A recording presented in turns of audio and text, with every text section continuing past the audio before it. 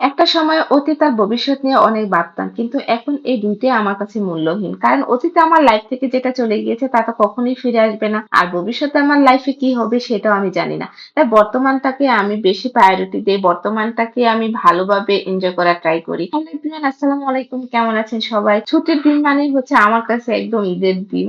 আমি যেহেতু বাসায় থাকি আমার কাছে আসলে প্রতিদিনই ছুটি। কিন্তু আমার হাসব্যান্ডের ছুটির বিষয়টা আছে। কারণ মেয়েকে নিয়ে আমি একা বের হই না। তো এই ছুটির দিনে দেখা যায় যে আমরা একসাথে বের হই, বাইরে শপিং করি, খাওয়া-দাওয়া করি, সবকিছু হয়। আর ওইদিন গিয়েছিলাম ফিনলে স্কয়ারে। আর ফিনলের এখানে মোবাইলের শোরুম গুলা থেকে আমি মোবাইলের কিছু অ্যাক্সেসরিজ নিয়েছি। হাসব্যান্ডের জন্য ও কিছু অ্যাক্সেসরিজ নিয়েছে। দেন আমরা চলে গিয়েছি উপরের ফ্লোরে। এখানে অনেকগুলা ফুড কর্নার আছে। আর এই ফুড কোর্ট গুলার সামনে গেলে সবাই এত ডাকাডাকি করে তখন আসলে কনফিউশন এ পড়ে যাই। কোনটা রেখে কোনটাতে যাব। তো ১ম যেটা ছিল চিল আউট, এটাতেই গিয়েছি। আর এখানে গিয়ে আমি ভাবতেছিলাম যে এই রেস্টুরেন্টটার নাম কি? কারণ ওটাতে এমন করে লিখেছে আমি আসলে খেয়ালই করিনি।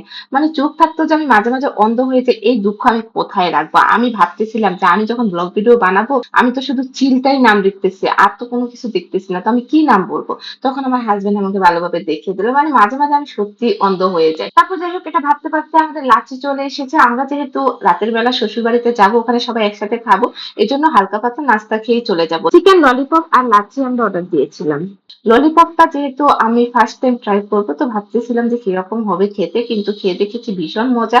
আগে আসলে কখনোই ললিপপ খাই নাই। আর আমার এই মেয়েকে নিয়ে আমি আসছি ভীষণ প্যারাতে, কারণ মেয়ে কিছু খাবে না আমাদের সাথে, তো একটু ফ্রেঞ্চ ফ্রাই দিলে খায়। তো ওর জন্য ফ্রেঞ্চ ফ্রাইটা অর্ডার দিয়েছিলাম, মেয়ের জন্য ফ্রেঞ্চ ফ্রাই আর আমাদের জন্য ললিপপ লাচ্ছি। তো এগুলা খাচ্ছিলাম, খাওয়া দাওয়া শেষ করে এখান থেকে বের হয়ে গিয়েছি। আর ভাবতেছিলাম যেহেতু শপিং মলে এসেছি কি কিনবো, আর কোনো প্ল্যান করে যেহেতু আসি নাই, কিন্তু হাজবেন্ড ঠিকই আমাকে জিজ্ঞেস করতেছে আমার কি কেনার আছে।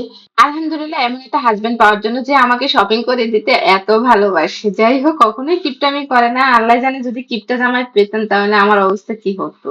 মেয়ে মানুষ মানেই হচ্ছে শপিং করতে ভালোবাসে। আর সেই যেসব বরেরা হচ্ছে বউদের মন বুঝে তাহলে তো কথাই নেই। এজন্যই হয়তো আমার বর হচ্ছে আমার মনটাকে সবসময় ভালো রাখতে চায়। ফান করলাম, অনেকে আবার এটাকে নিয়ে জ্বলে পুড়ে শেষ হয়ে যাবে। যাই হোক, দুষ্টুমি করে কিছু বলতে গেলেও হচ্ছে ভয় লাগে কোনটা রেখে কোনটা বিপদে পড়ে যাবো। কেন হচ্ছে একটা আবায়া কিনলাম, আবায়াটা আমি ফার্স্ট টাইম পরবো। আমি আগে যদিও বলতাম মাঝে মাঝে পরতাম, আবায়াটা কখনোই পরা হয়নি। তো আবায়া কেনার পরে ভাবতেছিলাম যে আর কি কিনা যায়। তো আজকের মতো আর কিছুই কিনবো না, বাইরে বের হয়ে গিয়েছি। বাইরে এসে দেখলাম এত মানুষ, এজন্যই আসলে মানে এই বিভাগীয় শহরগুলো আমার এত পছন্দের। ফেনীতে দেখা যেত যে এই টাইমে হচ্ছে রাস্তাঘাট ফাঁকা হয়ে গিয়েছে, বাট চিটাগাং এই টাইমেও বাইরে অনেক বেশি মানুষ। তারপর আমি দাঁড়িয়েছিলাম, ভাবতেছিলাম যে আর কোথায় যাব, কি কিনবো।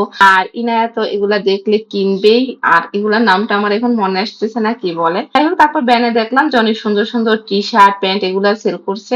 আসলে ব্যান থেকে এখন আমি দেখা যায় যে মাঝে মাঝে কিনতে ভালোই লাগে, কারণ টি শার্ট আর এই ট্রাউজার প্যান্ট গুলা হচ্ছে মার্কেটে গিয়ে বারবার বলে দোকানদার থেকে বের করাচ্ছে, ব্যান থেকে নিজের ইচ্ছা মতো দেখে শুনে নেওয়া যায়।